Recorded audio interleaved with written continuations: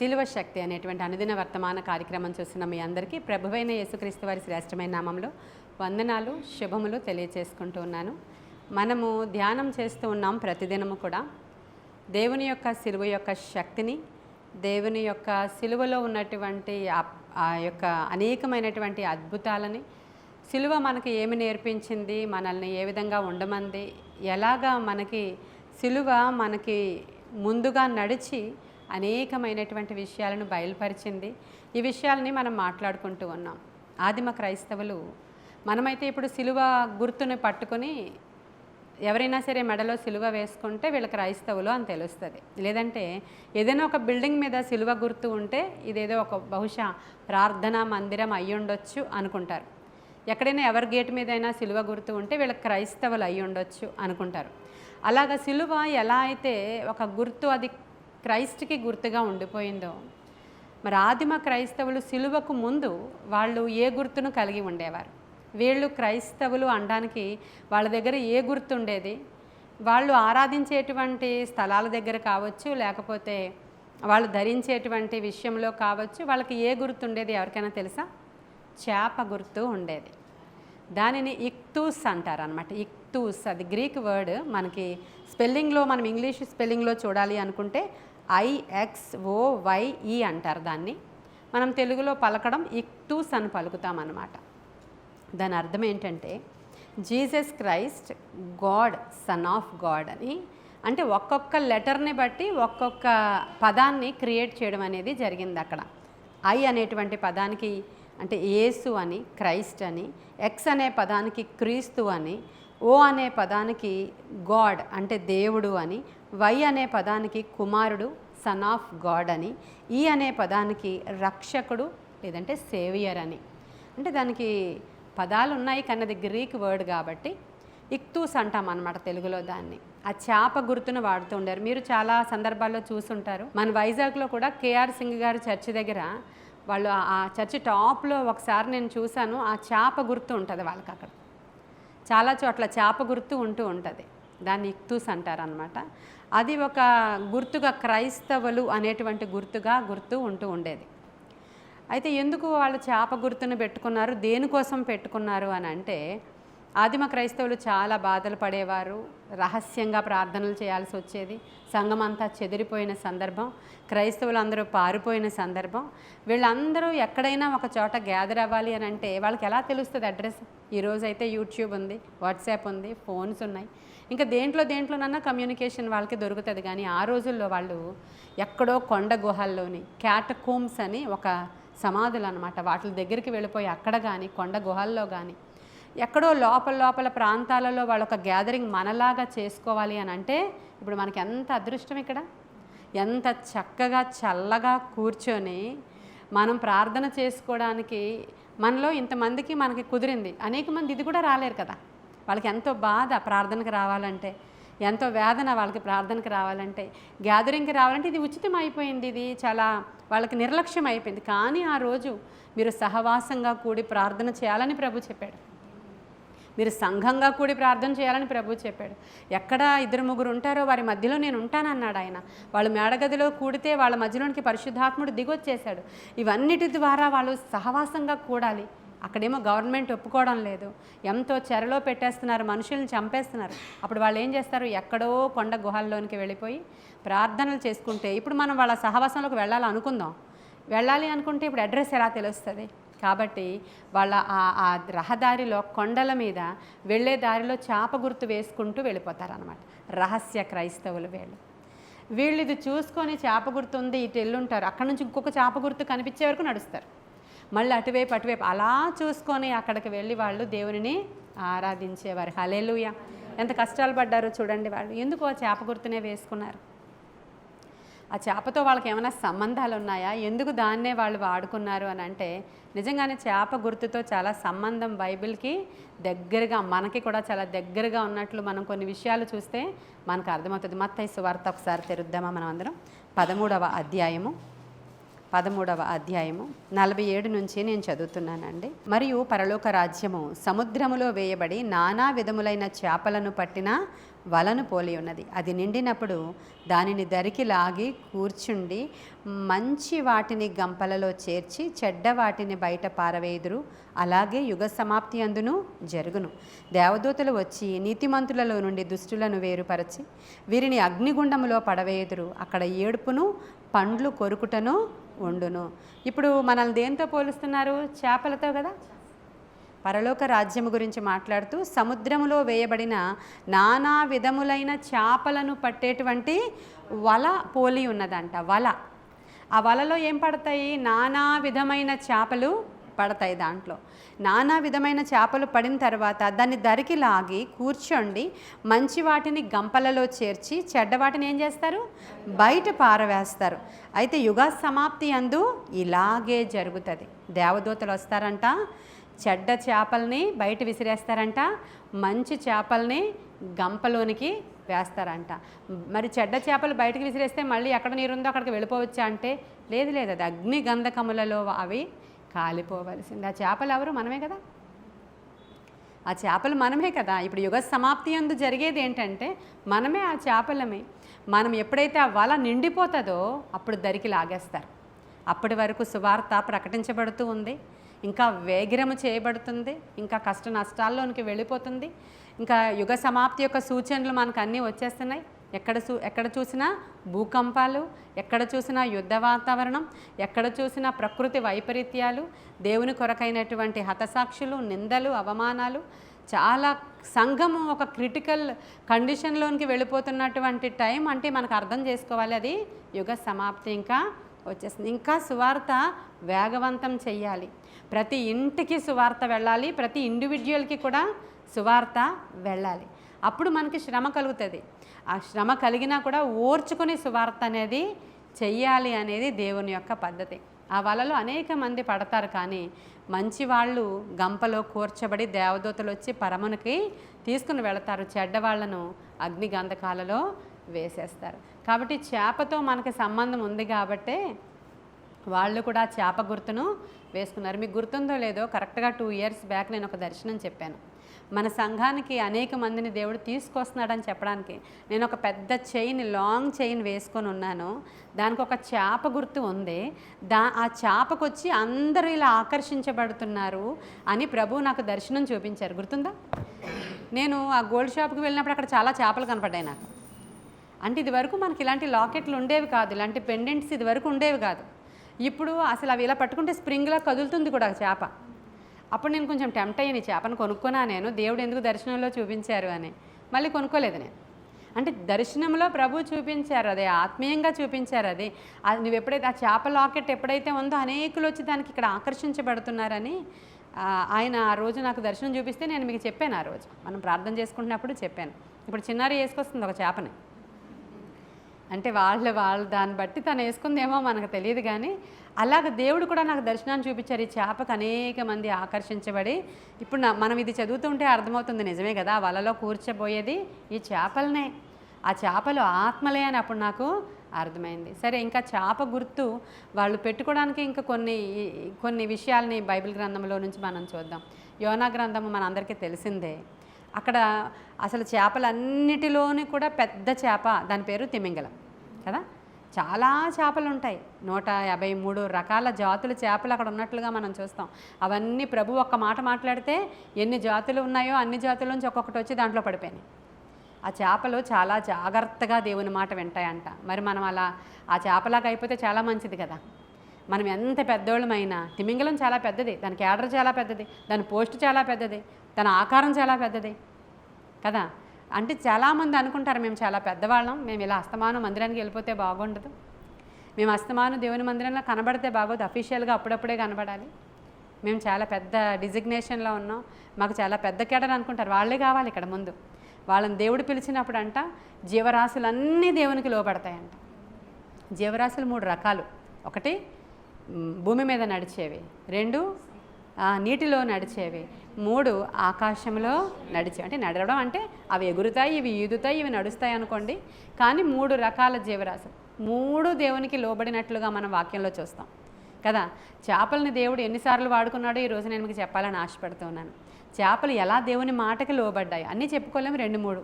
ఎందుకంటే ఆ చేపలతో ఈరోజు మనల్ని కంపేర్ చేశారు కాబట్టి వాళ్ళు ఆది క్రైస్తవులు అన్ని హింసలలో కూడా ఆ చేప గుర్తును ధరించి వాళ్ళు ఎలాగా అద్భుతమైనటువంటి పరిచర్యలు చేశారో, తరువాత శిలువ మీద క్రీస్తు మరణించిన తరువాత వెంటనే వాళ్ళు ఏం క్రాస్ వేసుకుని బయలుదేరిపోలేదు. చాలా కాలం పట్టింది, చాలా కాలం గడిచింది. ఈ లోపల చాలా సంగతులు జరిగాయి. 100 సంవత్సరాలు అయిపోయింది. అప్పుడు కాన్స్టంటైన్ అనేటువంటి ఒక రాజు యుద్ధానికి వెళుతూ ఉన్నప్పుడు దర్శనంలో దేవుడు అతనితో మాట్లాడి నీకు తప్పకుండా నేను జయమిస్తానని చెప్పినప్పుడు ఆ యొక్క ఫ్లాగ్ మీద అంటే జెండా మీద సిలువ గుర్తు ఎప్పుడైతే ఆయనకి కనిపించిందో ఆ రోజు ఆయన యుద్ధంలో జయం పొందుకున్నాడంట. అప్పటి నుంచి ఆయన సిలువ గుర్తును ప్రాచుర్యములోనికి తీసుకొచ్చాడు. అక్కడి నుంచి ఇంకా వాళ్ళ మదర్ అంటారు, అవన్నీ కూడా మన చరిత్రల పుస్తకాల్లో ఉంటాయి. ఆవిడ ఎక్కడో ఒక చోట మందిరం కట్టించడం, అక్కడ సిలువ గుర్తు పెట్టడం, ఆ రాజుగారు ఈ యొక్క క్రాస్ని ప్రాచుర్యంలోనికి తీసుకొచ్చాక ఇప్పుడు క్రైస్తవుల గుర్తు సిలువగా మనకి మార్చబడిపోయింది. ఇంకా ఈ సిలువ శక్తి కార్యక్రమంలో మరి ఇంకా మనం పరిశుద్ధ వారంలోనికి వచ్చేసాం కాబట్టి ఈ సిలువను గురించిన వార్త మనం మాట్లాడుకున్నాం కాబట్టి ఈ సిలువను గురించినటువంటి విషయాలు ఇప్పటి వరకు ధ్యానం చేశాం కాబట్టి ఆ సిలువలో ఉన్నటువంటి విలువను మనం ఇప్పటి వరకు గ్రహించి దేవుని యొక్క శక్తిని ఆల్మోస్ట్ మనం రిసీవ్ చేసుకుని ఆ సిలువ దగ్గర ఏమి విడిచిపెట్టాలి, ఏమి రిసీవ్ చేసుకోవాలనే విషయాలు దేవుడు మనతో మాట్లాడారు. దీనికి ముందు ఏముండేదో చెప్పడానికి నేను ఈరోజు మీకు ఇష్టపడుతూ ఉన్నాను అనమాట. ఇప్పుడు ఆ యొక్క తిమింగలానికి దేవుడు ఆజ్ఞించాడు ఏమని, ఒక మనుష్యుడి సముద్రంలో పడవేయబడుతున్నాడు, నీవు వెళ్ళి అతన్ని మింగివేయాలి అని చెప్పినప్పుడు ఈ తిమింగలం వెళ్ళి వెంటనే దేవుని ఆజ్ఞకది లోబడిందంట. వెళ్ళి వెంటనే దాన్ని మింగితే 3 రోజులు నీ కడుపులో ఉంచుకో అన్నాడు ఆయన. 3 రోజులు దాని గర్భములో ఈ యొక్క యోనా ఉండిపోయిన తర్వాత 3 పగళ్ళు 3 రాత్రులు. ఆ విషయాన్ని యేసుక్రీస్తు ప్రభు వారు కూడా మత్తయి సువార్తలో చెప్తారు చూడండి, 12వ అధ్యాయము 40వ వచనం. మత్తయి సువార్త 12వ అధ్యాయము 40వ వచనంలో యోనా 3 రాత్రింబగళ్ళు తిమింగలము కడుపులో ఎలాగుండెనో అలాగే మనుష్య కుమారుడు 3 రాత్రింబగళ్ళు భూగర్భములో ఉండును. యోనాతో పోలి చెప్తున్నాడు ఆయన. ఆ యోనాని ఏ చేప అయితే మింగేసిందో ఆ యొక్క చేప గర్భంలో ఉండిపోయాడో అలాగే ఈ మనుష్య కుమారుడు కూడా ఆయన పోల్చుకుంటున్నాడు. ఇప్పుడు ఈ మనుష్య కుమారుడు కూడా భూగర్భంలో 3 రాత్రింబగళ్ళు ఉండును అని చెప్తున్నాడు ఆయన. ఆయన పునరుద్ధానం గురించి, భూస్థాపన గురించి ఆయన మాట్లాడినప్పుడు యోనా గ్రంథాన్ని కూడా చెప్తున్నారు ప్రభు అక్కడ కదా. యోనా గ్రంథంలో ఉన్న చేప గురించి కూడా మాట్లాడుతున్నారు దేవుడు. కాబట్టి వాళ్ళకి ఆ చేప గుర్తు చాలా ప్రాముఖ్యమైన గుర్తుగా మార్చబడింది. మనలో అంటే కొంతమంది ఇలా అంటారు, వాళ్ళందరూ జాలరి వాళ్ళు కాబట్టి, ఎక్కువ శాతం యేసయ్య శిష్యులలో ఎక్కువ మంది జాలరి వాళ్ళు కాబట్టి ఇంకా ఆ గుర్తుని వాళ్ళు అది ఎక్కువగా అంటే మంచిగా పెట్టేసుకున్నారు ఆ గుర్తుని అని అనుకుంటారు వాళ్ళు. కానీ దానికి ఇంత రీజన్ ఉంది. యేసుక్రీస్తు ప్రభు వారు చెప్పినటువంటి ఇన్ని సందర్భాలు, పరలోకాన్నే అసలు ఒక వలతో, చేపల వలతో పోల్చిన సందర్భం, దానిలో ఉన్న మనుష్యులను చేపలను మనతో పోల్చినటువంటి సందర్భం. ఇప్పుడు కూడా మనం ఒక మంచి చేపలాగా ఉండాలి అని ఆశపడాలి. ఈరోజు మనం యోనా చేప అయినా సరే, మనం చాలా పెద్దవాళ్ళమైనా సరే దేవుని మాటకి లోబడాలి. మన చదువు గొప్పదై ఉండొచ్చు, మన బలం గొప్పదై ఉండొచ్చు, మన డబ్బు గొప్పదై ఉండొచ్చు, మన ఉద్యోగం గొప్పదై ఉండొచ్చు, ఇంకా ఏవేవో గొప్పవై ఉండొచ్చు. కానీ దేవుని మాటకి ఆ చేప ఎలాగా లోబడి 3 రోజులు దాని కడుపులో ఉంచుకోవాలంటే ఎంత ఇబ్బందో మీకు తెలుసా? తర్వాత ఏమీ తినడానికి అవదు. ఏమన్నా తిందంటే ఏమన్నా చచ్చిపోతాడు లోపల. పోనీ లోపలన్నీ యాసిడ్స్ అన్నీ కూడా ఫామ్ అయిపోతూ ఉంటాయి. అది అరిగిపోనీకూడదు. అది అరిగిపోతే యోనా అరిగిపోతాడు లోపల. కాబట్టి అది ఉపవాసం ఉండాలి, చాలా జాగ్రత్తగా ఉండాలి. అసలు ఇంకా కడుపులో ఆ పెద్ద యోనాన్ని పెట్టుకుని ఎలా ఉండాలని దేవుడు ఆజ్ఞాపించాడు. చాలా కష్టపడిందని అర్థం అక్కడ. ఆ 3 రోజులు దానికి ఒక జీవి లోపల అరగకుండా, మనకి ఏదైనా ఒక పూట అరుగుదల లేదనుకోండి, ఎలా ఉంటుందో ఒకసారి ఆలోచించండి మీరు. ఒక పూట అరగకపోతే ఎంత కొట్టుకుపోతామో మనం అందరం, ఎంత ఇబ్బంది అయిపోతుందో, ఎంత పెయిన్ వచ్చేస్తుందో పొట్టలో సాయంకాలానికి. బహుశా దేవుని ఆజ్ఞకి లోబడి ఆ చేప అంత ఇన్కన్వీనియంట్ ఫీల్ అయి ఉంటుంది లోపల. అయినా కూడా దేవుని యొక్క ఆజ్ఞకి ఆ తిమింగలము లోబడిందంట. అందుకే యేసుక్రీస్తు ప్రభు వారి నోట్లో నుంచి కూడా దాని మాట వచ్చింది ఇక్కడ. మత్తయి సువార్త, అది ఓల్డ్ టెస్టిమెంట్ కదా యోనా. అందుకే యేసుక్రీస్తు ప్రభు వారు కూడా ఆ తిమింగలం నోట్లో ఎలా ఉన్నాడో యోనా అనే మాటని ఆయన కూడా ఇక్కడ ఉపయోగిస్తున్నారు. కాబట్టి మనము ఆ యోనాని మింగిన చేపలాగా దేవుని ఆజ్ఞకి లోబడే వారముగా ఉంటే ఆ వలలో గంపలోనికి వెళతాం మనం. ఆ వలలో చిక్కి పరలోక రాజ్యపు వలలో దేవదూతలు వస్తారంట, వచ్చి వల లాగుతారంట. వల లాగినప్పుడు ఆ వలలో పడిన చేపలన్నీ అక్కడ రాశిగా వేస్తారంట. వేసినప్పుడు మంచి చేపలను తీసుకెళ్ళి ఆ గంపలో వేసినట్లుగా మనం అలా వెళ్ళాలి అని అంటే మొదట పెద్ద చేప నుంచి వచ్చామన్నమాట. ఇప్పుడు మనం ఆ తిమింగలం లాగా మనం కూడా దేవుని మాటకి లోబడాలి. వెంటనే వెళ్ళి అక్కడ కక్కి అని చెప్పాడు. వెళ్ళి ఆ మనుష్యుడిని అక్కడ కక్కేసినట్లుగా మనం అక్కడ చూస్తాం. ఇంకా యేసుక్రీస్తు ప్రభు వారికి చేపతో సంబంధం ఉందా అంటే, ఈ చేప డబ్బులను కూడా తీసుకొస్తుంది కదా. డబ్బులను తీసుకొచ్చిందా, షెకెల్ని పట్టుకొచ్చిందా? ఇక్కడ మనం చూద్దాం. అది మత్తయి సువార్తలోనే 17వ అధ్యాయము 24 నుంచే చదువుతున్నాను. వారు కపెర్నహూమునకు వచ్చినప్పుడు 1/2 షెకెలు అను పన్ను వసూలు చేయవారు పేతురునొద్దకు వచ్చి, మీ బోధకుడు ఈ 1/2 షెకెలు చెల్లింపడా అని అడుగగా, చెల్లించునా నేను.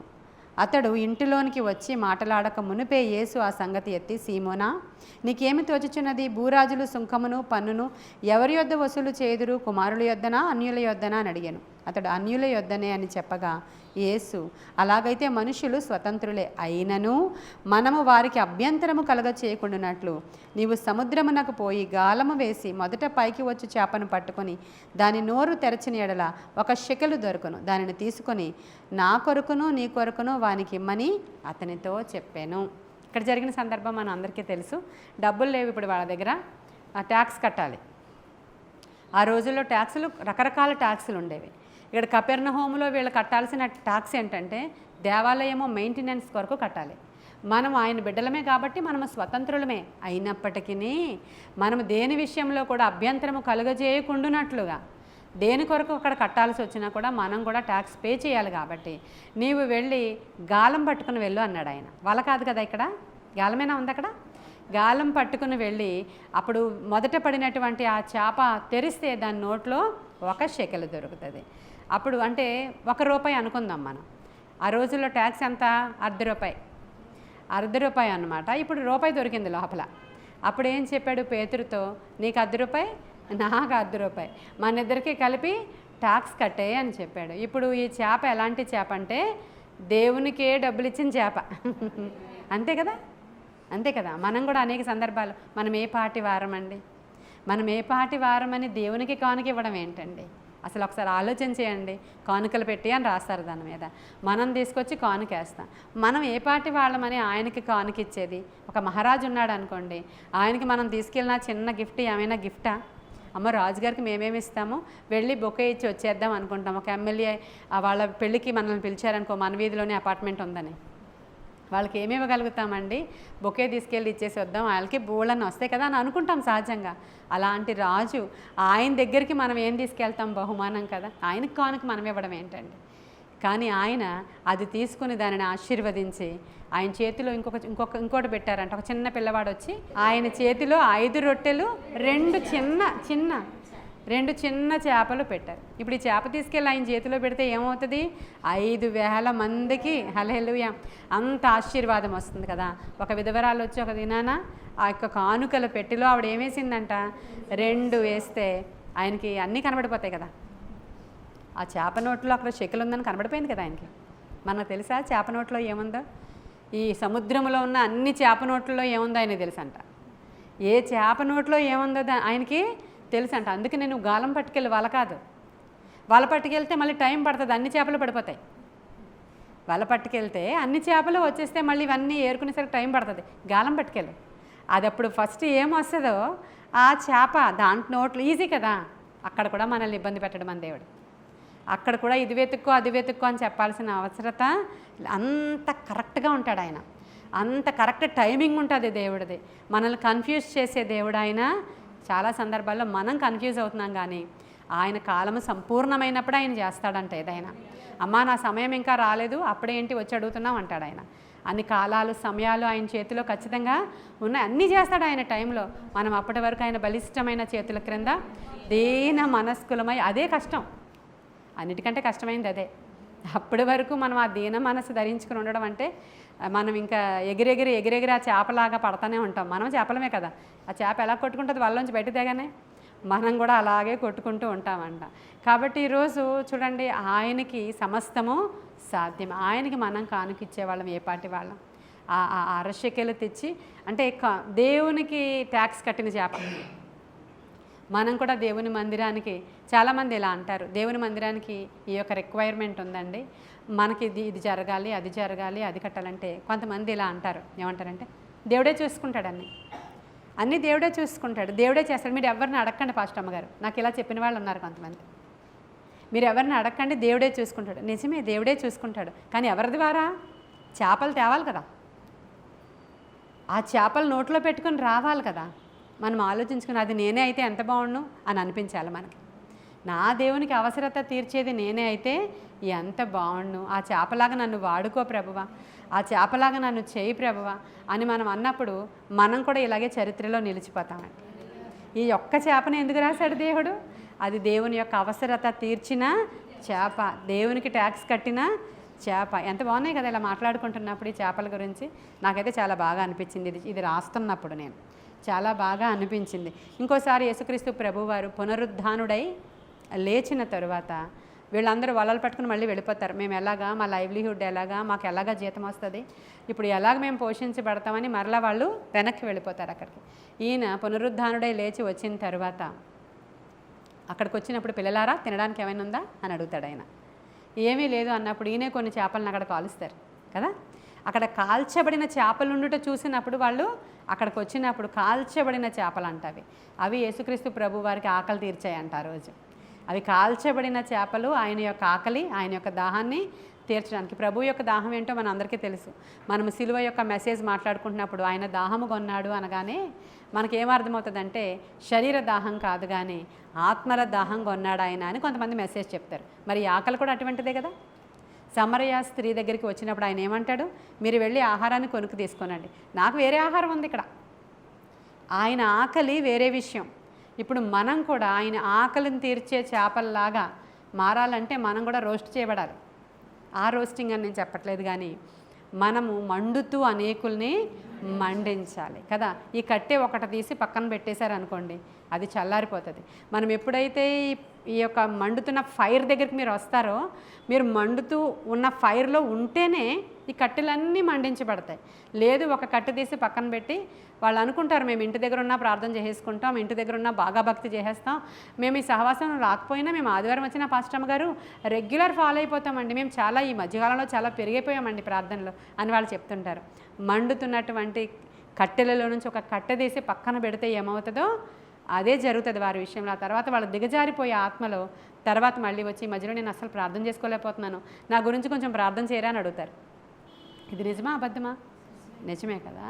అలా మనం మండుతూ ఉండేటువంటి వాళ్ళలాగా దేవుని యొక్క సముఖంలో ఉండాలని ఆయన కోరుకుంటున్నారు. కాబట్టి ఇదంతా చేపల గురించి చెప్పాలని నేను అనుకోలేదు, కానీ ఈరోజు ఈ యొక్క ఇక్తూస్ అనేటువంటి అంటే క్రాస్కి బిఫోర్గా వాళ్ళు వాడినటువంటి ఒక సూచన ఏమైతే ఉందో, ఒక సింబల్ ఏమైతే ఉందో అది కూడా మీకు తెలియచెప్పాలని నేను ఆశపడ్డాను.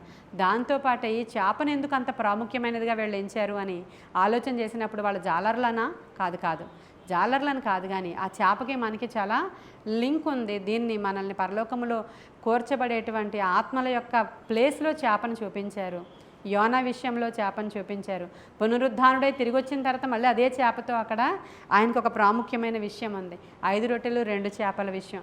ఇన్ని చేపలు అక్కడ ఇన్వాల్వ్ అయి ఉన్నాయి కనుకనే ఆ చేప గురించి కూడా దేవుడు వాళ్ళకి ఏమి రివీల్ చేశాడో తెలియదు, కానీ దాన్ని ఇక్తూస్ అంటారు. చాలామంది కార్ల మీద కూడా వెనకాల చేప బొమ్మ వేసుకుంటూ ఉంటారు, ఇక్తూస్ అని రాస్తారు అక్కడ. నేను ఇప్పుడు చెప్పిన లెటర్స్ IXOYE అనేటువంటి లెటర్ ఆ చేప కడుపులో రాస్తారనమాట. మనం కూడా వాగ్దానాలు కొనుక్కున్నప్పుడు ఆ క్రైస్తవ గ్రంథశాల బుక్ స్టాల్కి వెళ్తారు కదా మీరు, అక్కడ చేప లోపల వాగ్దానాలు రాసి ఉంటాయి. మా ఇంట్లో కూడా అంటించి మీ అందరు కూడా ఇచ్చాను, ఒకసారి నేను ఇచ్చాను కదా మీ అందరికీ. ఇలాగా 40 days అయిపోయిన తర్వాత దేవుని వాక్యాలు ఏవో ఇస్తూ ఉండేదాన్ని, అప్పుడు ఆ చేపలు ఇచ్చాను మీ అందరికీ నేను. ఈసారి ఇక్తూస్ మీ ఇంట్లో ఉంది, ఇప్పుడు మీ అందరి గృహాల్లో ఇక్తూస్ ఉంది కదా. కాబట్టి మనం అది చూసి మరీ ఎక్కువగా ప్రార్థనా పరులుగా మారాలి. ఆది క్రైస్తవులు ఎలాంటి అగ్నితో రగిలారు, వాళ్ళు ఎంతటి కష్ట నష్ట పరిస్థితుల్లో కూడా వాళ్ళ సహవాసం మానిపోకుండా వాళ్ళంతంతో మూలల్లో దాక్కుంటే వాళ్ళకి ఆహారం తీసుకెళ్లే విధానంలో స్త్రీలు అనేక మంది ఎన్నో కష్టాలు పడి అవన్నీ ఆ యొక్క సింబల్ చూసుకుంటూ వెళ్ళి వాళ్ళకి ఆహారం సప్లై చేయడానికి కొంతమంది స్త్రీలు విపరీతంగా ఉపయోగపడ్డారు, వాళ్ళని రక్షించడానికి ఉపయోగపడ్డారు. కొంతమంది ఆ క్యాటకోమ్స్ అనేటువంటి సమాధులు లోపలికి వెళ్ళిపోయి మరలా తిరిగి రాలేదంట, అంటే వాళ్ళు చనిపోయారు అక్కడ లోపలే. ఇలా ఇన్ని కష్టాల పాలయ్యి ఈరోజు క్రైస్తవ్యాన్ని ఎంతగా ప్రపంచవ్యాప్తంగా విస్తరించడానికి అనేక మంది యొక్క త్యాగాలు, వారి యొక్క ప్రార్థనలు ఫలితమే ఈరోజు ఎంత మంచి మనల్ని గ్యాదరింగ్, ఎందుకంటే ఎంత మంచి క్రైస్తవ్యానికి కారణం. కాబట్టి ఈరోజు కూడా దేనికి బెదరక, దేనికి భయపడక, ఇంకేదైనా చేస్తే మనకి భయం, మనం సహవాసంగా కూర్చుని ప్రార్థన చేయడానికి ఏం భయం? ఎంత పెద్ద పని చేస్తున్నామంటే మనం దేవుని రాజ్యాన్ని కడుతున్నాం. మనం కొద్దిమంది స్త్రీలమే కానీ దేవుని రాజ్య పొలం పనిలో మనం పాలిభాగస్తులుగా ఉన్నాం. ఇది సాధారణమైన పని అని ఎవరు ఎంచొద్దు. రాజుగారు పాలు తీసుకొని రమ్మన్నారంట. ఒకసారి ఒక కథ ఉంటుంది. ఆ పక్కింటోడు పాలేస్తాడులే అని వీడు నీళ్ళు వేసాడంట తీసుకెళ్ళి ఆ టబ్లో. ఆ తర్వాత ఇంకొకడు కూడా నీళ్ళే వేసాడంట. ఇంకొక రాజుగారు పాలు తీసుకురమ్మంటే ఆయన పాలు తీసుకొస్తే మనం నీళ్ళు వేస్తే ఇవన్నీ కూడా మిక్స్ అయిపోతాయి, అందరూ నీళ్ళే తీసుకొస్తే ఆ రోజు రాజుగారికి వాళ్ళ ప్రజలు ఎంత అపనమ్మకస్తులో తెలిసిందంట. అలాగా ఎవరెవరు సంఘస్థులో చేసుకుంటారులే, మాకెందుకు, ఈ రోజుల్లో ఇంతటి ఉపద్రవం క్రైస్తవ్యం మీద ఉంది, ఎందరో సేవకులు చెరపట్టబడిపోతున్నారు, సేవకులు చనిపోతే మాకెందుకులే అనుకుంటే నిజ సేవకులు కరువైపోతారు. నిజంగా దేవుని కొరకు ఆరాటపడే సేవకులనే చంపాలనే టార్గెట్లే ఉన్నాయని మరి లోకమంతా మరి అనేక మంది ప్రకటిస్తూ ఉన్నారు. కాబట్టి అన్ని సంఘాలు కూడా పాలే తీసుకురావాలి తప్ప నీళ్లు తీసుకురాకూడదు. ఈ సంఘం వాళ్ళు ఆ సంఘం బాగా చేస్తున్నారులే అని వీళ్ళు నిద్రపోవడానికి లేదు, వాళ్ళ పాస్టర్ గారి గురించి ఇక్కడ థ్రెట్ ఉందని మనం నిద్రపోవడానికి లేదు.